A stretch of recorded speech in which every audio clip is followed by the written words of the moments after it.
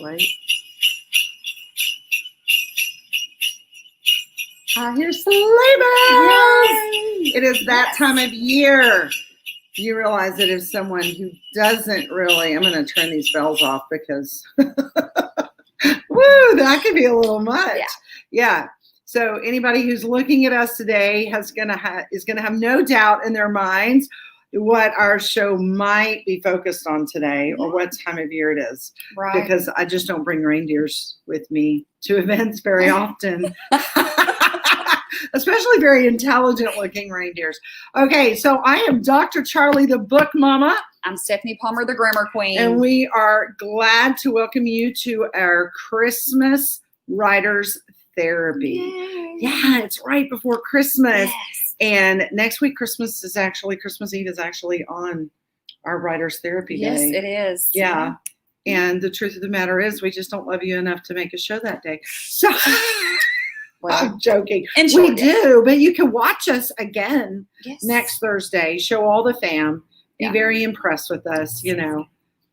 And so, anyway, so we're really glad to have everyone with us. We hope that you are sharing. We hope that you are, you know, telling all of your friends about us. If you have, if you're caught up, stuck writing. Yes. Absolutely. Yeah, we are writers, therapists, self-proclaimed, of course. Absolutely. Not licensed by anyone at all.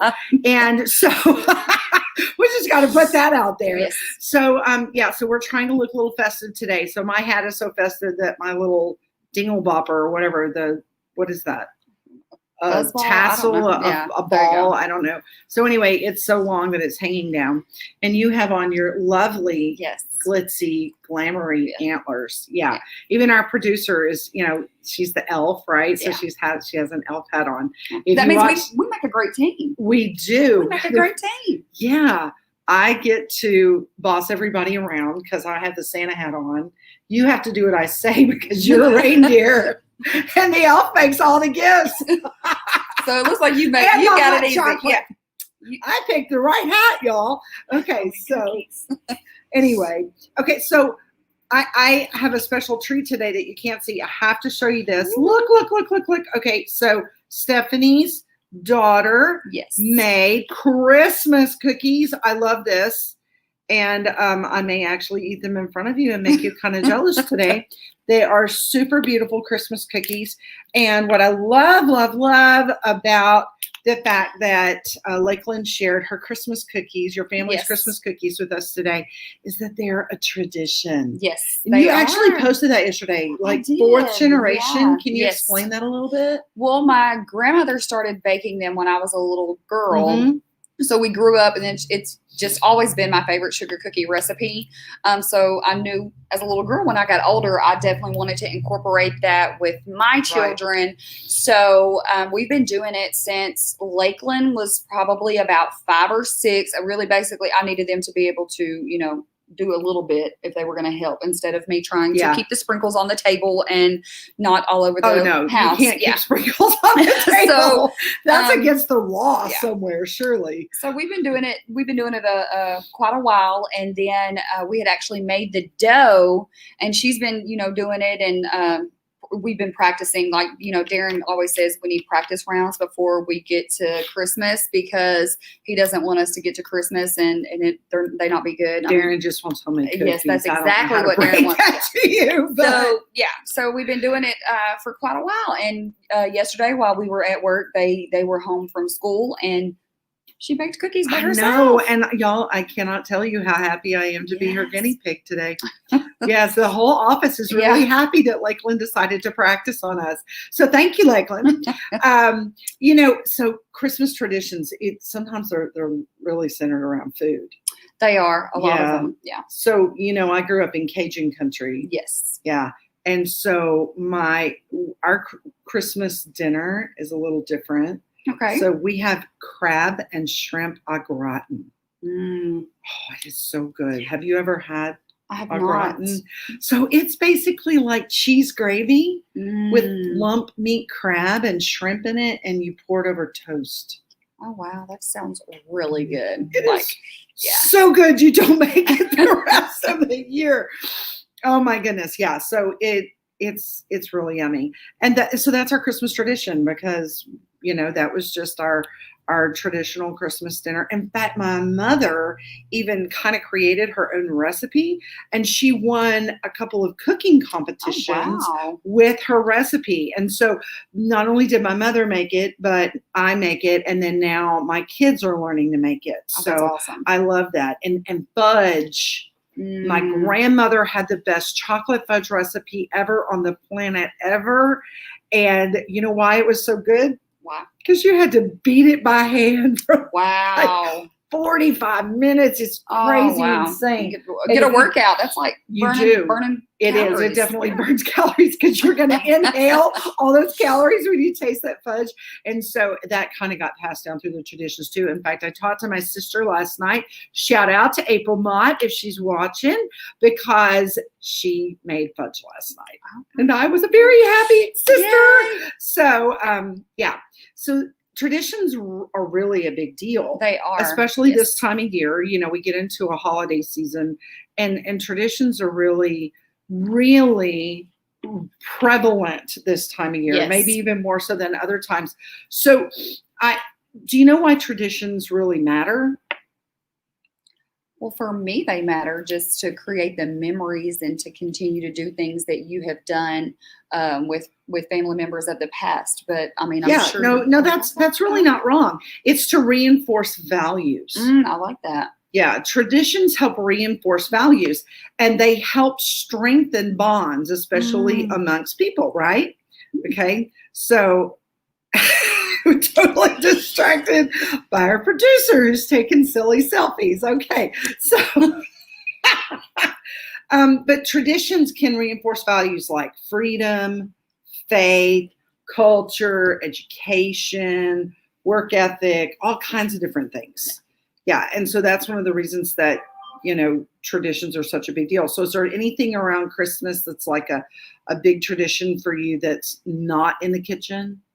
Yes. So we do, we get one gift on Christmas Eve, and I gift all of the children, and they already know what it's going to be. They don't know what it looks like, but they get pajamas. I think quite a few people do that. Well, I just don't want them looking a hot mess when we take pictures on Christmas morning. So that was where that tradition came from. I love that. Oh my goodness. Yeah, I mean, yeah. Yeah. I looked back on the pictures and I was like, okay, we've got to do something different. And I even make Darren get pajamas too, because you need to coordinate. I think the world of social media needs that picture. Yeah. That Darren Palmer point and grin with pajamas, Christmas pajamas on it. Talk with a Santa hat. He needs a Santa hat. Absolutely. Absolutely. Okay. We are so good at throwing Darren and Palmer under the bus. With love, always with all love. The time. Okay. So one of the things that traditions really support us, is different stages in life, like the Santa Claus tradition, or some people go to mass, or they go to Christmas services at church or something like that on Christmas. There's just always that. So we actually had, and this is what I'm leading up to. This is a great big buildup, if you can't tell. Okay. So this is one of my favorite books ever of all time, The Cajun Night Before Christmas. So I know Stephanie's gone, never heard that, never read that. Oh my goodness. Is this the same one and just a different cover? No, this is The Cajun Night After Christmas. Oh my gosh. Okay, my bad. I didn't read the title. Okay, all right. So this is The Cajun Night After Christmas. All right. All right, there you go. All right, there's for all my Instagram peeps. Okay. And so there's also The Wingless Angel. That's one that I really, really love. And then The Nativity. So this is a really good Christmas book. And then I have a whole little library. You do. And then December. Yeah, and it's really good as well. Okay, so, but my all-time favorite is The Cajun Night Before Christmas. And if you look, the corners are torn and the pages kind of get stuck together. It's probably well loved. It is very, very well loved. Okay, so I actually heard this version of The Night Before Christmas before I ever heard the real Really? night before And Christmas. that's my I really favorite. did. Yeah, that's my favorite. And so, again, it's a cultural thing, right? So I grew up in a very Cajun thick community in Southeast Texas that was right on the Louisiana border. And it was just very natural for us to have all things Cajun all the time. And so, we decorate with crawfish, y'all. We really do. All right. And so when I started having children, this book, somebody actually published this book after I guess about the time I was a teenager, and then, but the story was told the Cajun style long before that, and then we started actually reading it. So I got it, I picked it up, and when my kids were babies, that was the tradition at Christmas is I would read this book to them every Christmas Eve, and different people read different things, Right, absolutely. Yeah, so like you like the good old American, Yeah, in English, Mhm. all the grammar queen likes her grammar correct. Yes. And in the original The Night Before Christmas, all the grammar's correct. In this one, not so much. Okay, so I think there's like a redneck Night Before Christmas, and there's all that. So yeah, they kind of spooked it and went crazy with it. But so it's fun, and those traditions really mean something. So even now, my kids are big. So y'all, my kids are big. Okay, like college football big, and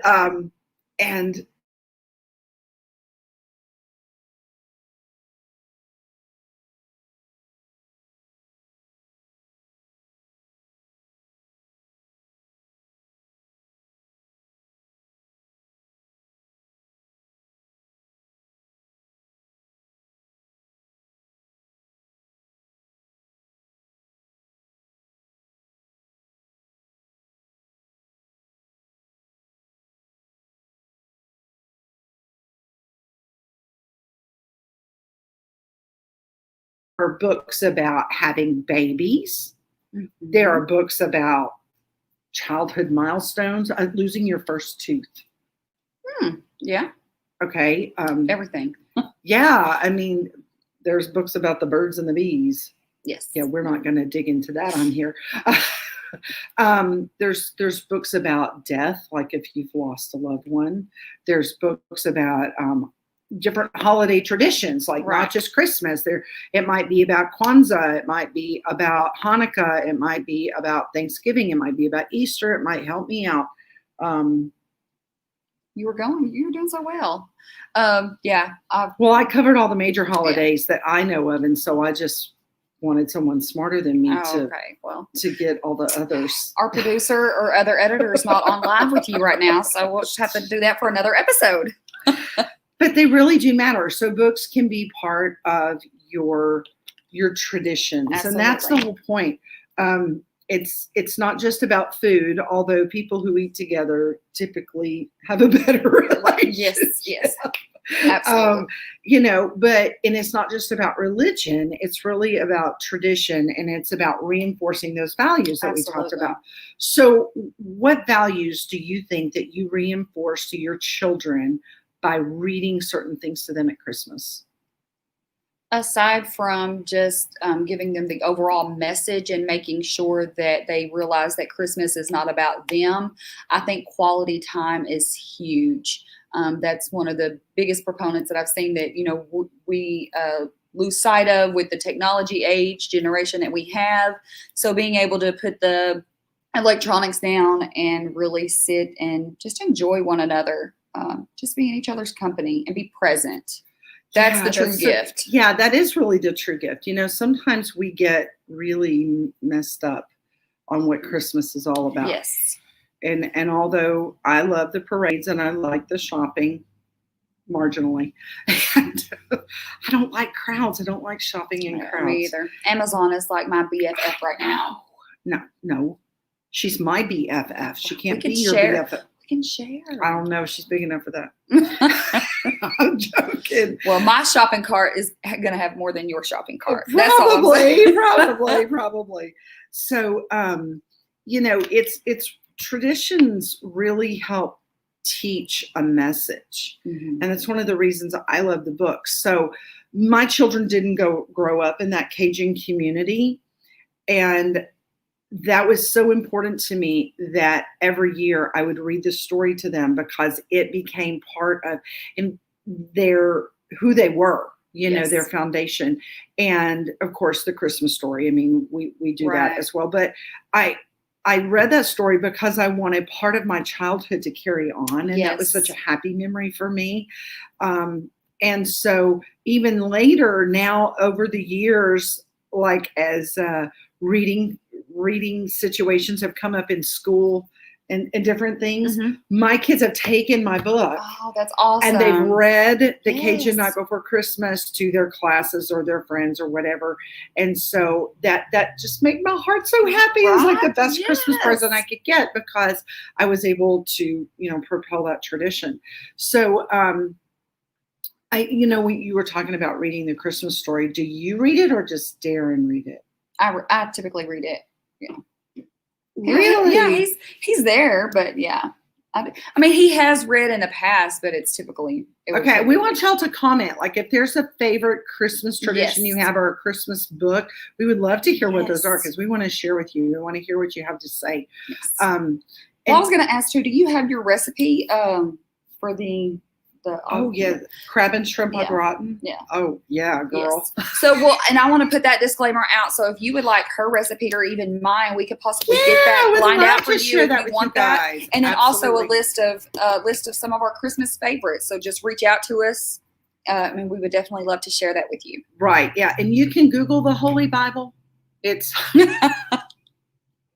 y'all, I have to be a little silly. So do you have a favorite? Okay, I have to be a lot silly because that's just who I am. Like a little, it's like a little flop. Anyway, so do you have like a favorite Christmas memory? Or like has something happened like after you've become a mom that like,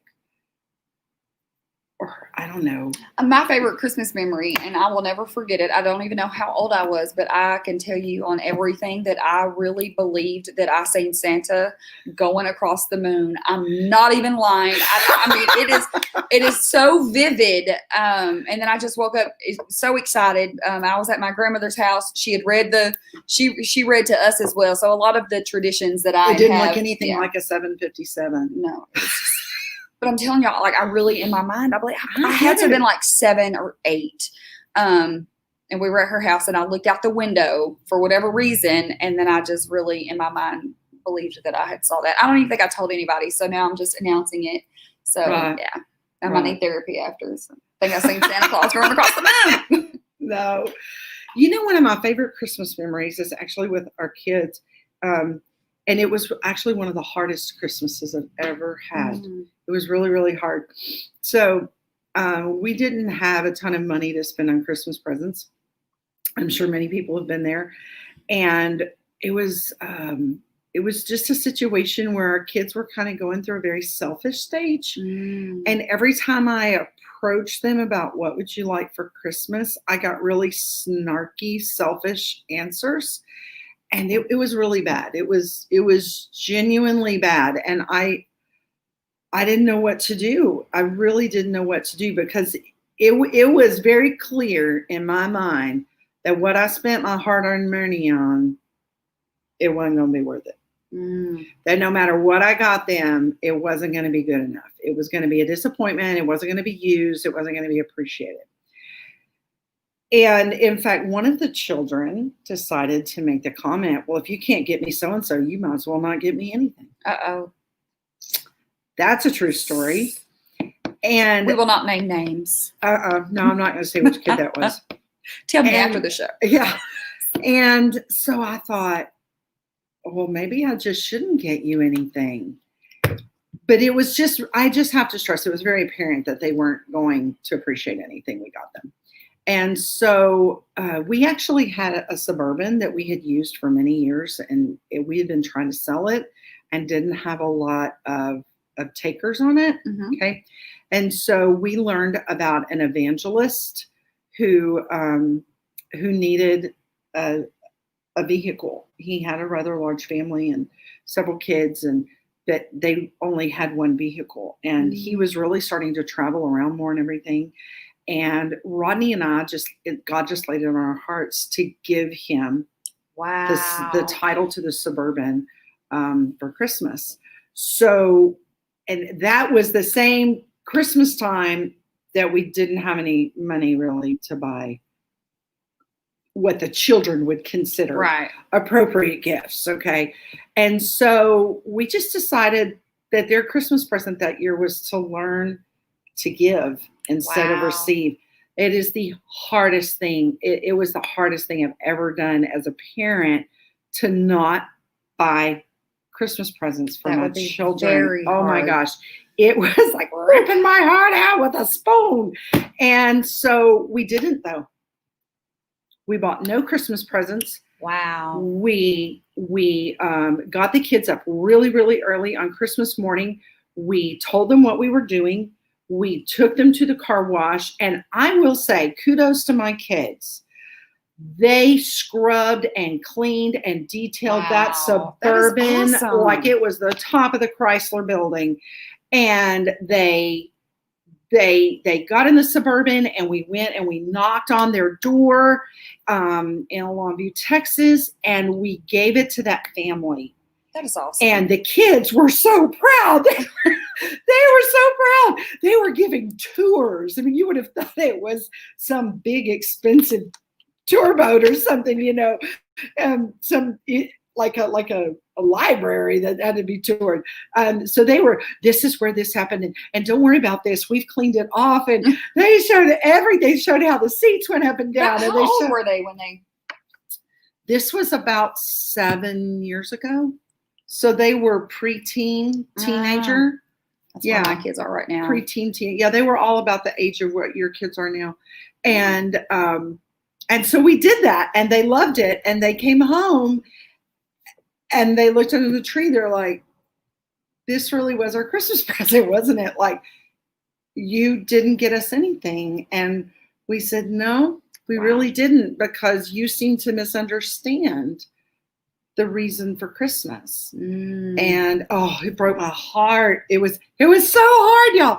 And then a little bit later that night, one of the boys said, Mom, I think this might be the best Christmas ever. Wow. Yeah. Yeah. And huge lesson. Yeah, it was a huge lesson. It was a huge lesson for me. Oh my gosh. It was so hard. Yeah. But we did it. We did it. And I think that the kids have had a different perspective of Christmas since then. Yeah. I really do. Yeah. And so the tradition has changed significantly. So now they don't get a bunch of Christmas presents. They just get one or two. And the whole shift happened about, this is not what Christmas is about. And so I might get some nasty emails later about abusing children. But. And that's where I am. Like my older children, they get it, and they already know. But the littlest one is, I mean, he adds to his list probably 3 or 4 times a day. I know.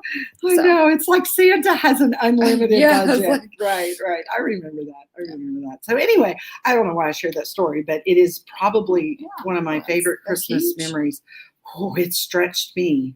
Yeah. It really stretched me. But we still read the Cajun Night Before Christmas that year. I'd keep the traditions. Yeah. We really did. And we had a great big breakfast. I remember we made a great big fish, and I did make crab and shrimp au gratin. And it was a regular Christmas. It just didn't have a lot of presents.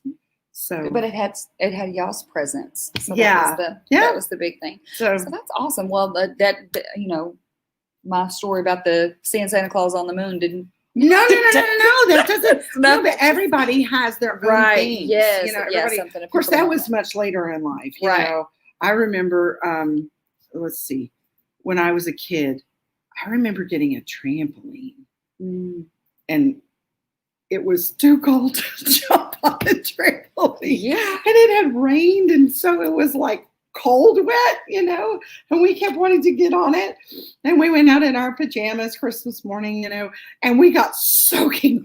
Oh my gosh. Yeah. See, I don't do cold at all, but as a kid, you probably, didn't care. No, as a kid, it was all about we really didn't care. So, okay. So I really hope that we've had some visitors on Instagram. We haven't had a lot on Facebook this morning, but is there anything that you would love to add, a Christmas message that you would love to give all of the people that love Writers Therapy? Just to look for 2021 to bring great things, to just continue to create new traditions. There's nothing wrong with the old ones, but then incorporating new ones with your family as well. Yes, books. Yes, definitely. If you want, like I said, even if you want the list of books that she has, because she has a mini library, then we would definitely love to send those to you, because I know I will be seeing what I can do to get them as well. But just to continue to remember what it's all about. My shirt, shout out to Brittany, one of my friends, for making it. It's all about it's all about the love, joy, and the peace, and Absolutely. and making sure that you're creating memories with the ones that bring you the love, joy, and peace. Absolutely. And guys, just remember, be grateful for the moment. Be thankful for who you're with. Don't focus on who you're not with, and don't focus on what you don't have, because it's just easier to focus on what's in the moment. And there's always something to be thankful for. And we here at Self-Published in 30 Days and the co-stars and Writers Therapy, we wish you a very, very blessed Christmas and holiday season. Be safe and be filled with joy. And know that we love you and we appreciate you. And we will see you in 2021. Yes.